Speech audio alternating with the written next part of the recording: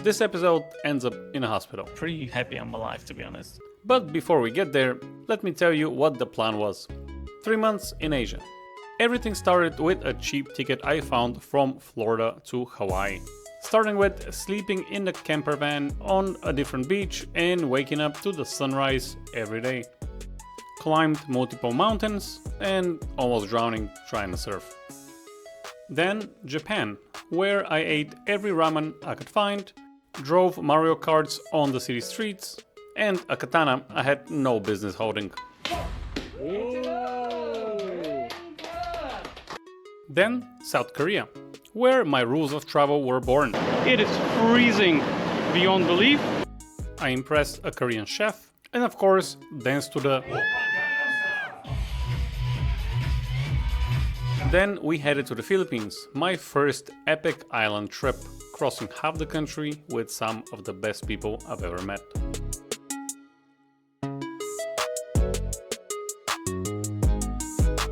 But my visa expired, so I spent 2 days in Singapore, which was pretty much the exact number of days you need for visiting Singapore. Then we headed to Phuket, Thailand, a place I dreamed about visiting for 20 years. Worth every single year of waiting. Then Patong Beach, just to see what's all that fuss about, and what is this ping pong show. Ping pong show. Then naturally you can't miss the biggest city in Thailand, Bangkok. Starting with a soup that has been simmering for over 50 years, which is more than most marriages. Then Bangkok night market, where you can get everything, even doxycycline. And of course a soy cowboy, which is a very popular street. When you go there you'll see why. My plan moving forward was simple: back to the Philippines, Cebu, Bohol, Siquijor, and swim with the whale sharks in Oslob. Simple plan. But what happens next? Even Stevie Wonder said that he didn't see that coming. I landed in Cebu, hopped straight onto a ferry to Tagbilaran city in Bohol, with 2 main missions: tour the island's best beaches and see the famous chocolate hills. Arriving in Tagbilaran, the weather immediately made it clear it didn't care about my itinerary. Yes, even in the dry season, the Philippines will remind you who's actually in charge. I negotiated a ride with the local driver, threw my gear in, and headed to my accommodation to reset for the day. Alright, welcome to Bohol. Today's actually a great day compared to yesterday. Yesterday was pretty bad. And I'm going to rent a bike because they don't have a Grab here or Uber. So the best way for you to travel is those tuk-tuks, or you can just rent a bike. I went to one place to ask. It was 300 peso per day, which is okay. It's like $7. And you leave $1,000 deposit or your ID. It's either or. And that's it. Let's go get it, and then we're gonna go to a few beaches, like 5 or 6 different beaches we're gonna go today. All right, so 380 per day. We got this beauty. How many cc is it? 50? 125. 125. All right.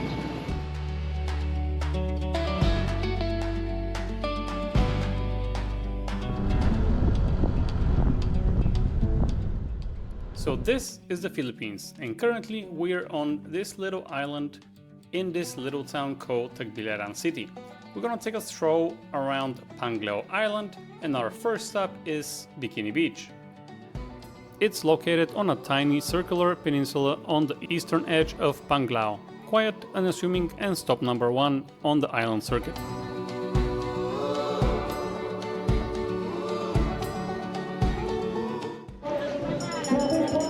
And as it usually happens in the Philippines, I stumbled upon a karaoke. It was a private party, so I didn't stay.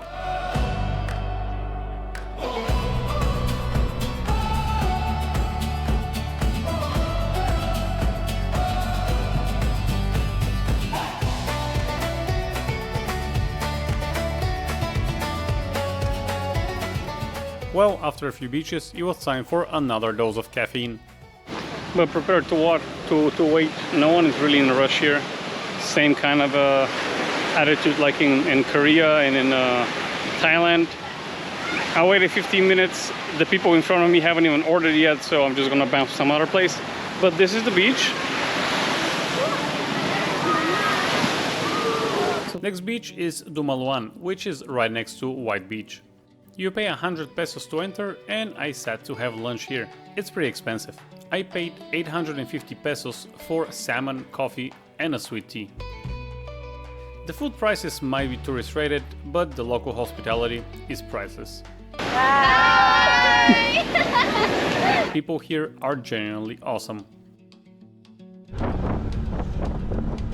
From Dumaluan, we hit Alona Beach, the main commercial hub of Panglao. If you want scuba shops, restaurants, and beach vendors, this is ground zero.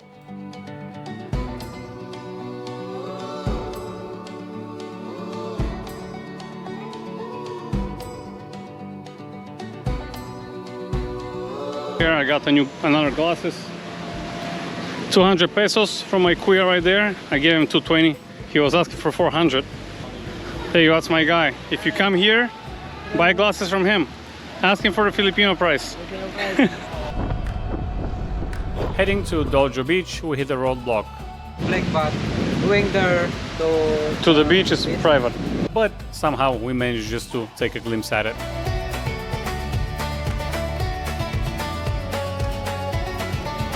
So for Dojo Beach, basically what the police said is that the beach is public, but pretty much all the entrances to the beach are blocked by private buildings, so you cannot really be there. But I mean, you saw what it was. And right now I'm at Momo Beach. Momo Beach, let's go see how it looks like.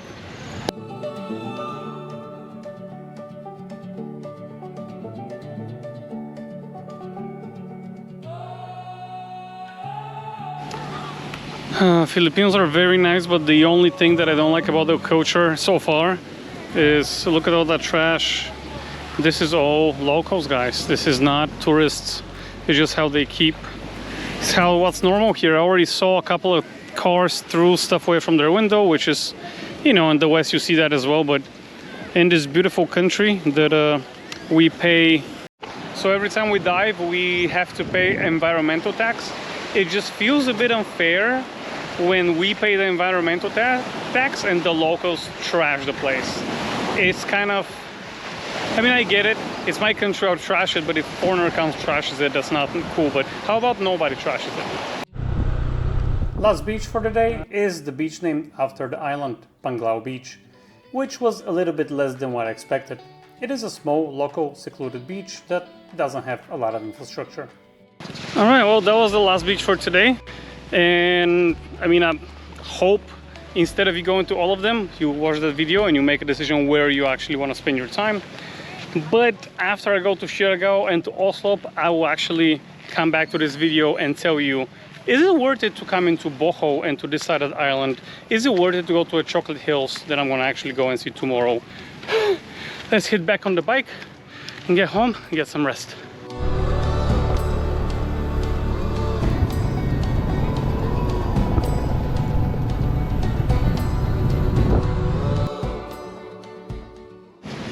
Well, hello. Today I was supposed to go to the Chocolate Hills, but I'm pretty sure you're gonna understand why I'm not gonna go to the Chocolate Hills.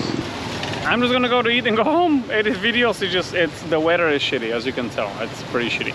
And by the way, there is no really right of way here. You drive however you see fit. There is no really parking. You just go and park whatever you want. It's a total chaos. Somehow it's working, but all right. I'm gonna go to Jollibee as a local and then go home, edit some videos. All right. Oh, my favorite thing is that this guy has put a rock so his car doesn't slide back. I love it. Weather in the tropics changes its mind every hour. About midday, the rain stopped. The sun came out and I decided to make the 1-hour drive inland towards the Bohol's flagship attraction, the Chocolate Hills. There are over 1,700 conical limestone mounds spread across 50 square kilometers. Millions of years ago, these were underwater coral reefs, uplifted by geological tectonic shifts and shaped by centuries of rain erosion. In the dry season, the grass turns a deep chocolate brown, which is how they got their name.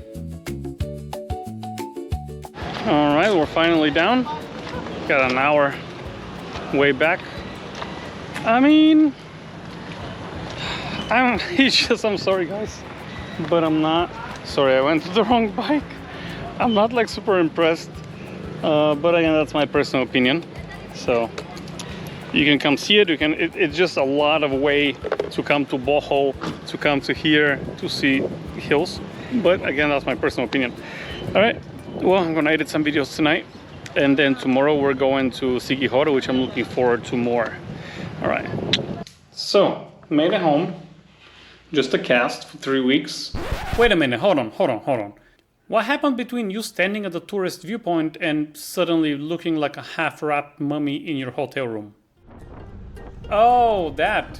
So what happened was I was driving just a little faster than physics recommend. Mostly because I convinced myself I was Valentino Rossi on a 125cc rental scooter with the horsepower of a blender. Turns out I'm not Valentino Rossi, and the scooter tires do not negotiate well with loose gravel. On this exact turn right here, I ran out of road, parted ways with the motorcycle, and decided to test my aviation skills. Distance achieved was impressive, roughly 30 feet, cleanly clearing the entire ditch like a stunt double. The takeoff, a solid 10 out of 10. The problem was the landing. The ground was very hard on me, literally. No. Ouch. This is, alright, this one works. Oh. It's just lotion. Oh. You're gonna be fine. It's nothing. This incredible local woman was driving behind me and stopped to help me out. I can only imagine what was going through her mind. She took me to the nearest emergency clinic, which thank God she was there because I had no idea where to go. I was so confused of what's going on and I was barely able to speak. To this day, I do not remember how exactly I fell. Did I slide? Did I fly? I have no idea. All I know is that it was 100% my fault and I was just driving too fast for the conditions. Came from there, I jumped, oh, there, I fell there. Let's go, I'll take you to the car. But thank you guys. So we did x-ray, just swollen. I have other minor scratches here and there, but when I go there, I'm gonna feel more pretty happy I'm alive, to be honest, because I flew over a big hole. Yeah, it's all my fault. So, made it home. Just a cast for 3 weeks. Luckily no surgery. I just have a few, don't look, I'm not gonna show it too much, but I just need to clean my stuff with these things. I already cleaned it there, but that was like 60-70 kilometers miles an hour. Not collision, but falling. I really thought I'm gonna be one of those riders who never fell from a motorcycle, but oh well. So plans for Siquijor and Oslob and scuba diving are cancelled. I'm gonna stay here for like 5 more days and then go back to Cebu. From Cebu I'm going to Manila, going back on a cruise, which I'm not gonna scuba dive because it's kind of hard to scuba dive with this, but it is what it is. I am very happy that things are not more complicated. It could have been way worse. Rocks, sticks can stick in me. That lady, you're just such a nice lady that stopped and actually drove me to the hospital.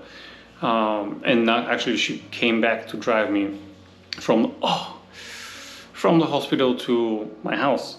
Her husband's American, from Arizona. Thank you guys, I really want to see what I can do for them. That's like the minimum I got away with. Like, this is such the minimum. Anyways, well, thank you very much for watching. I'm gonna go tomorrow, talk to the guy that I rented the bike from, explain what's going on. Maybe we're gonna go together to that place to grab the bike and come back, and maybe I'll film more just to see the situation there. Like, could have I make a better decision? Yeah, you could have not drive like a moron. With the motorcycle, should have fall down, or, you know, all those things that I want to see if I could have made a better decision for next time. All right.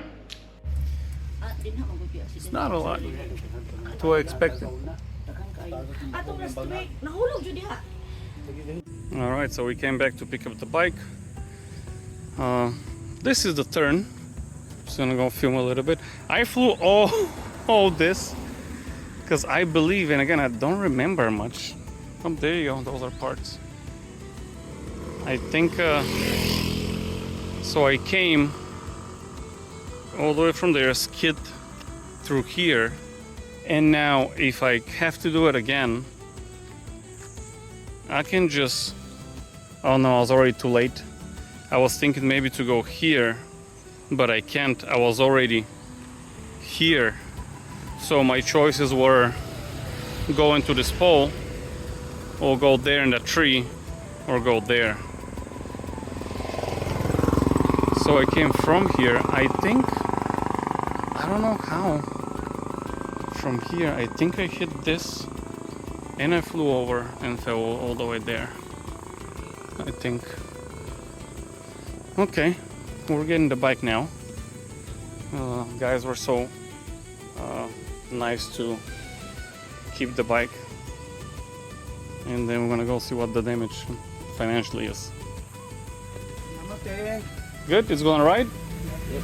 Okay. Yeah, well, no, I think I ride the back of the... I'd say thank you. Bye. Alright, so the damage for the motorcycle, it's like day number 3. Damage for the motorcycle was 2,200 pesos. I don't know if I was supposed to pay them, but it's $40, so, I mean, who cares? Sure. They're pretty fair. They just showed me the price of the parts online. They didn't even charge me for work. I don't know if I mentioned $6,000 for the splint, 3 months, and actually the day number 3 today, or day number 2. Yeah, day number 2.5, if you will. Hand feels better. The swell is less, and that's it. I'm just here doing stuff on the computer all day, just laying down and reading books, watching movies, making coffee. What's up? All right, so update on the situation. Unfortunately, let me stay against the light. Unfortunately, I went here in Cebu for a second opinion, and the surgeon said to go back to the US as soon as possible, because it's multiple surgeries that are expected, because there's tendons, ligaments that needs to be redone or whatever. So I'm cutting the 3-month vacation short with 10 days. That exercise will cost me about $1,500 more in tickets and changing flights and all of that, but your health is the most important, so I'll keep you in touch in the future. How did I go? How much it cost? Here in Cebu, another x-ray and another doctor visit cost me 1,800 pesos, which is about $36. I think a little bit less, maybe $34. So yeah, well, hopefully I survive. He said I'm gonna be alive, I'm gonna survive, but it hurts. I cannot move it. It's a drag, at the least. But if you ride a motorcycle, ride more responsibly, I guess. That's what I get. Well, hello everybody. We're back into the home country of Florida. Surgery went well, the first surgery at least. We have another surgery that we need to do in 6 to 8 weeks. It is pretty fucked. The wrist is pretty fucked. Join me in the next episode where we trade hospital beds for open water on a cruise to Mexico to explore the ancient Mayan ruins of Chichen Itza. From there we head down to Honduras, where everyone goes ziplining through a jungle canopy except me. Instead I head to a local wildlife sanctuary to hang out with the sloths, deer and an unidentified creature that looked like a guinea pig designed by somebody vibe coding. So pack light, book that flight, and always ride responsibly.